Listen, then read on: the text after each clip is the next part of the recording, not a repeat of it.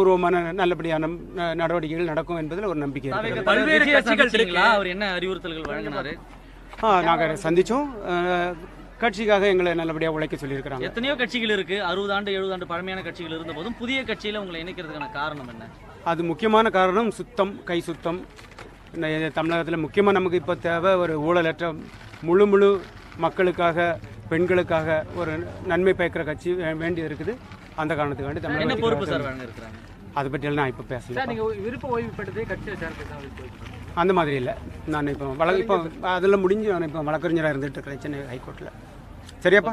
Thanks. ரொம்ப நன்றி, ரொம்ப நன்றி. Okay, thank you.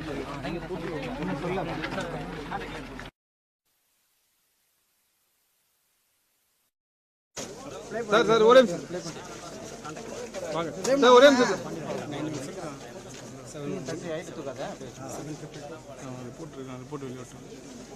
சார். சார் ஒரே நிமிஷம் சார், இங்கே சார். ஓகேப்பா, ரொம்ப சந்தோஷம். ஓகே, பின்னாடி போயிட்டு இருக்காங்கல்ல. சொல்லலாம் சார். ரெடியாப்பா? பத்திரிகை நண்பர்களுக்கும் ஊடக நண்பர்களுக்கும் வணக்கம். இன்னைக்கு தமிழக வெற்றி கழகத்தினுடைய தலைவர் அவர் முன்னாடி திராவிட முற்போக்கு மக்கள் கட்சியிலிருந்து விலகி முன்னாள் சட்டமன்ற உறுப்பினர் அதிமுக வால்பாறை தொகுதி எம்எல்ஏ இருந்து இப்போ 40 வருஷம் அதிமுக இருந்து அதுக்கடுத்து ஒரு 5 வருஷம் திராவிட முற்போக்கு மக்கள் கட்சின்னு சொல்லி எலெக்ஷன் கமிஷனில் ரெஜிஸ்டர் பண்ண பார்ட்டியிலிருந்து விலகி இப்போ தாவக அவருடைய கட்சியில் என்னை முழுவதுமாக அர்ப்பணித்துக் கொண்டு இணைந்திருக்கிறேன். தமிழக வெற்றி கழகத்தினுடைய வெற்றிக்கும் 2026 சட்டமன்ற தேர்தலில் தமிழக வெற்றி கழகத்தினுடைய தலைமையில் தமிழகத்தில் ஆட்சி அமைப்பதற்கு வேண்டிய உதவிகளை, அதாவது 40 வருஷம் எங்களுடைய அரசியல் அனுபவத்தை களத்தில் வேலை செஞ்சு இந்த தமிழக வெற்றி கழகத்தினுடைய தலைவர் தளபதி விஜய் அவர்களை முதலமைச்சர் ஆக்குவதற்காக அத்துணை களப்பணிகளும் செய்வதற்காக நாங்கள் தயாராக இருக்கிறோம்.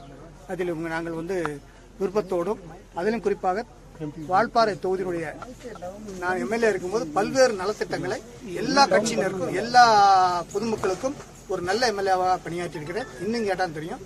அந்த எண்ணத்தை மீண்டும் உறுதி செய்கின்ற வகையில் மீண்டும் இன்று நாளைய முதல் கொண்டு வால்பாறை தொகுதியில் சமூக பணியாற்றி நம்முடைய மாவட்ட செயலாளர் வால்பாறை பொள்ளாச்சிக்கு அவருடைய பொறுப்பு மாவட்ட செயலாளர் அவருடைய ஒத்துழைப்போடு நாங்கள் 2 பேரும் சேர்ந்து அந்த வால்பாறை தொகுதியை மீண்டெடுத்து தமிழக வெற்றி கழகம் ஆட்சி அமைப்பதற்கு பாடுபடுவேன் என்பதை இந்த நேரத்தில் உங்களுக்கு புதிய கட்சி வந்தா பொறுப்புகள் கிடைக்கும் அப்படின்னு கேளுங்க.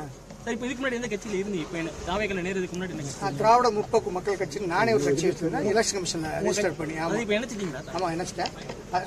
இணைக்கல, இனிமே தான் இணைக்கணும். நான் ஜாயின் பண்ணியிருக்கேன். இதுக்கு முன்னாடி டிபேட்ல எல்லாம் பார்த்துருப்பீங்கல்ல, டிபேட்ல எல்லாம் பார்த்துருக்கேன். அதிமுக ப்ரோ ஏடிஎம்கே நான் டிபேட்ல இருந்தேன்.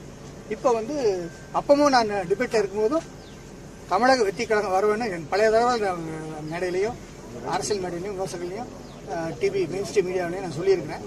அந்த வகையில் அந்த எண்ணம் என்னுடைய ஆசை நிறைவேறிக்கிறது. அதாவது நல்ல கேள்வி. அதாவது இன்னைக்கு படித்தவர்கள், அறிவாளிகள், நடுத்தர மக்கள், கிராமப்புற மக்கள், பெண்கள், இளைஞர்கள் இவங்க எல்லாருமே அரசியல் தெரியும்.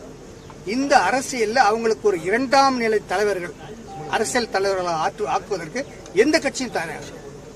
ஸோ அது 1972 எம்ஜிஆர் அவர்கள் எப்படி ஒரு சாதாரண மாவட்ட செயலாளர் ஒரு ஆட்டோ டிரைவரை போட்டாங்களோ அதே மாதிரி மாவட்ட செயலாளர்லாம் போட்டு எம்ஜிஆர் எப்படி செஞ்சாரோ அதே மாதிரி ஏழைகளுக்காக, அடிமட்ட மக்களுக்காக இந்த அரசியல் சென்றடைய வேண்டும் என்று எம்ஜிஆர் பாணியில் தளபதி அவர்கள் அதே பாணியில் செய்து இந்த வெற்றிடத்தை எல்லாரும் சமமாக இந்த அரசியல் வேணும் அப்படிங்கிற இந்த வெற்றிடத்தை அவர் நிரப்புவதற்கு முன் வந்திருக்கிறார்.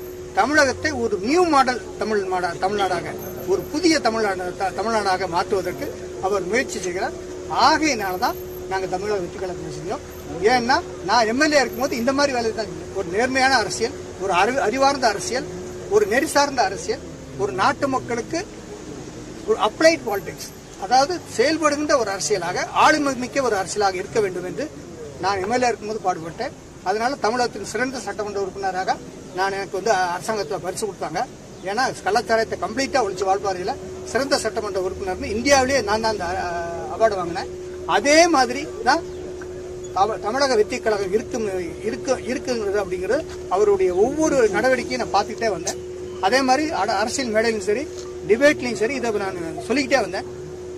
தமிழக வெற்றி கழகம் வந்து ஒரு தீர்ப்பு முனையாக 26 இருக்க போகுது, அவங்கள பயன்படுத்திக்கணும்னு சொல்லி நான் அதிமுக கூட சொல்லியிருந்தேன். ஸோ அதனால வந்து தமிழக வெற்றி கழகம் தான் நெக்ஸ்ட் சாய்ஸ். 2026 பிறகு அடுத்த ஃபியூச்சர் பாலிடிக்ஸ் வந்து தமிழக வெற்றி கழகம் தமிழகத்துக்கு தேவை என்பதை உணர்ந்து அதில் பங்கு விடுவது சிறப்பாக இருக்கும் என்று சொல்கிறார்.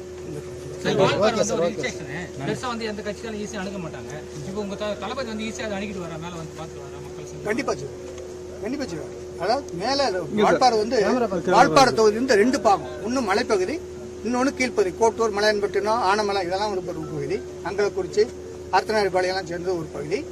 மேல் பகுதி வந்து டி எஸ்டேட், 2 சேர்ந்ததுதான் வால்பாறை தொகுதி. ஸோ அதனால வால்பாறை தொகுதியில் நல்ல கேள்வி. பிளான்டேஷன் லேபருக்கு வந்து எந்த ஒரு அரசியல் கட்சியுமே, தோட்ட தொழிலாளர்களுக்கு, தேயிலை தோட்ட தொழிலாளருக்கு எந்த ஒரு அரசியல் கட்சியுமே அவ்வளவு முக்கியத்துவம் கொடுக்கறது. தமிழக வெற்றி கழகம் தளபதி அவர்கள் அந்த இடத்தை பூர்த்தி செய்வார், நிறைவேற்றுவார்.